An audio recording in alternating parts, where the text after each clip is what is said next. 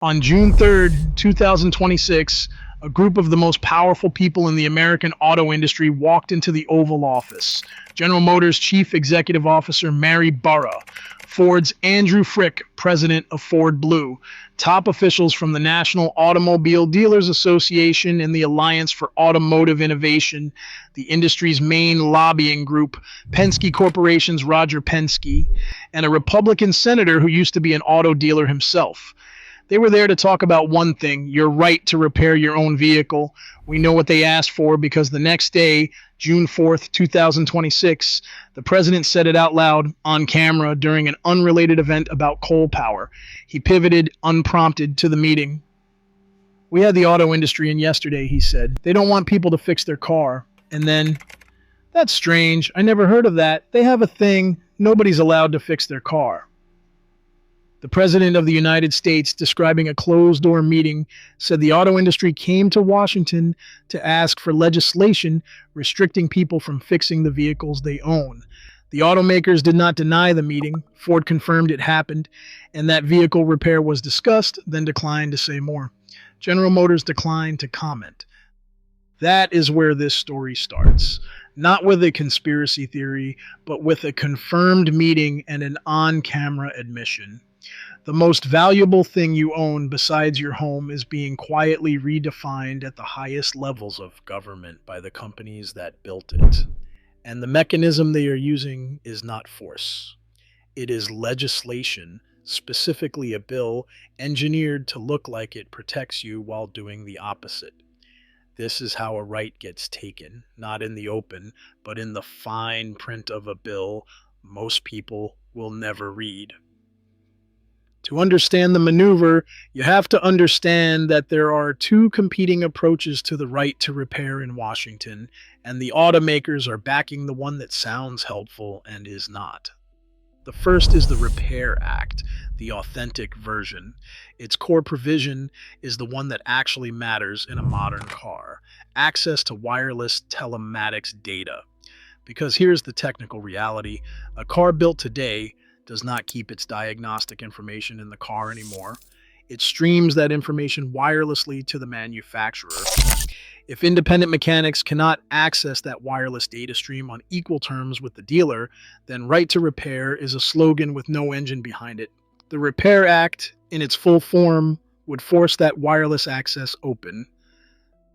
The second is the Motor Vehicle Modernization Act, House Bill 7389. This is the one moving through Congress, and on May 21st, 2026, it passed the House Energy and Commerce Committee by a vote of 48-1. A 48-1 vote sounds like overwhelming support for repair rights. Read why it was so lopsided. The bill passed that easily because the part that threatened the automakers had already been removed.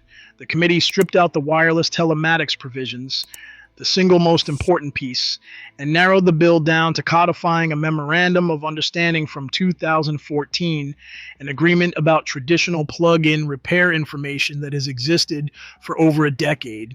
In other words, the bill that passed protects your right to access the kind of data that mattered in 2014 and stays silent on the wireless data that matters in 2026. The lead sponsor of the original Repair Act, Representative Neil Dunn, said the amended version represents only partial progress and falls short of real protection.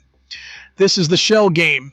You don't have to publicly oppose right to repair, a deeply popular idea. If you can quietly back a watered-down version, let it pass with a near-unanimous vote and let the headlines call it progress. The hollow bill becomes the vehicle for killing the real one. Support the fake to bury the authentic.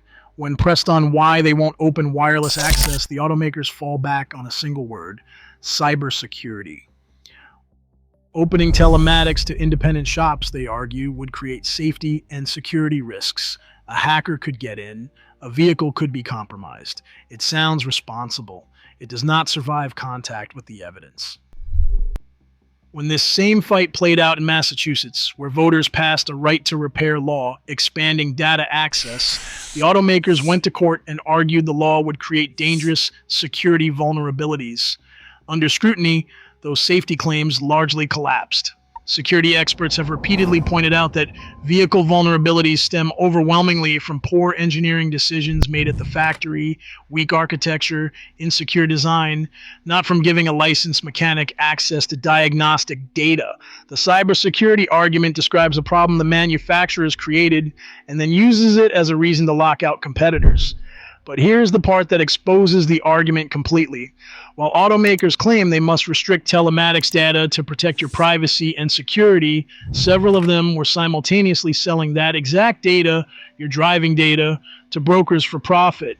This is documented.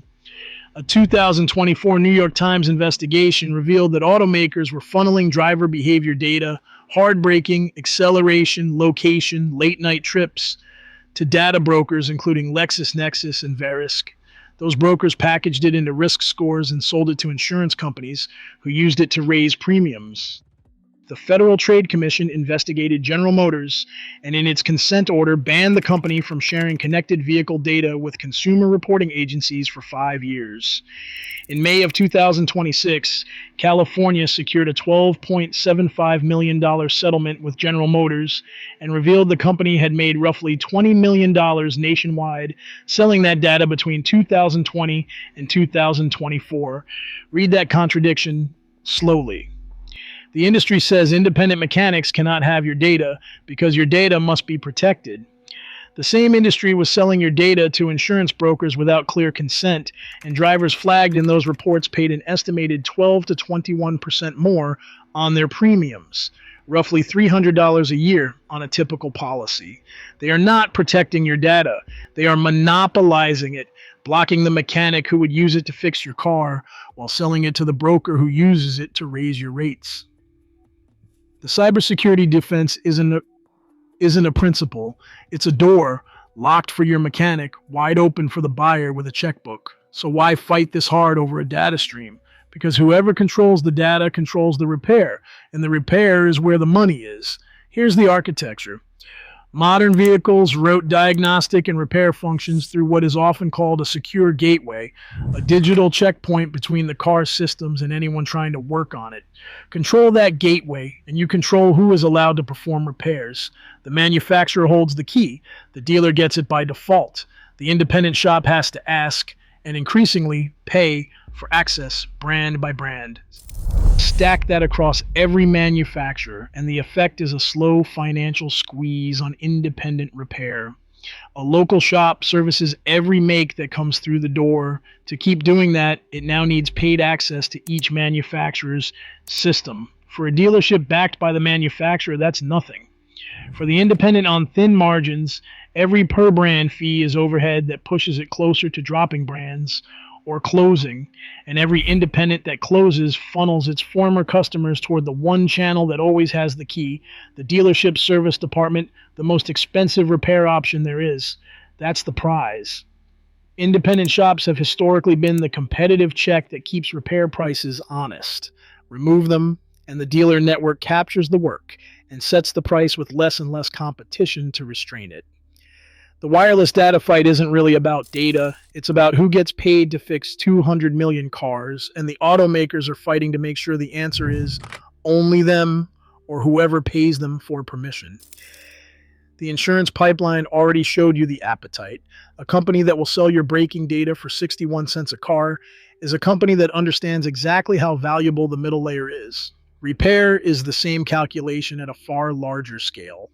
So here's the part that actually matters to you, the only part. In the coming months, you're going to see public relations. You'll see automakers run ads about their commitment to customers. You'll see press releases about supporting customer choice. You may even see the president himself frame this as a win for consumers. He has spoken in favor of repair rights more than once. None of that is the thing to watch. Corporate and political messaging on this issue is, almost by design, irrelevant to the outcome. There is exactly one metric that determines whether you keep the right to fix your own car. It is whether the wireless telematics access language survives in the bill that actually passes. That's it.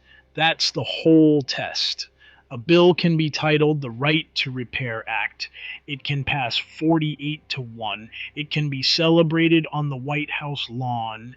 And if the wireless telematics provisions have been stripped out, as they were from H.R. 7389 in May, then it is not a repair bill.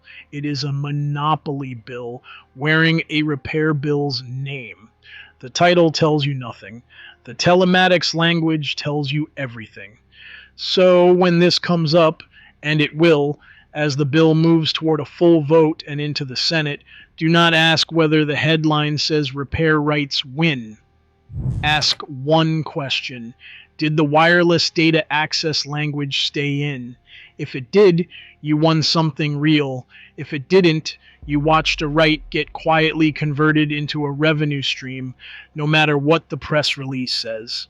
Because this was never really about cars. It is about a simple principle that is being dismantled, one bill, one gateway, one data sale at a time.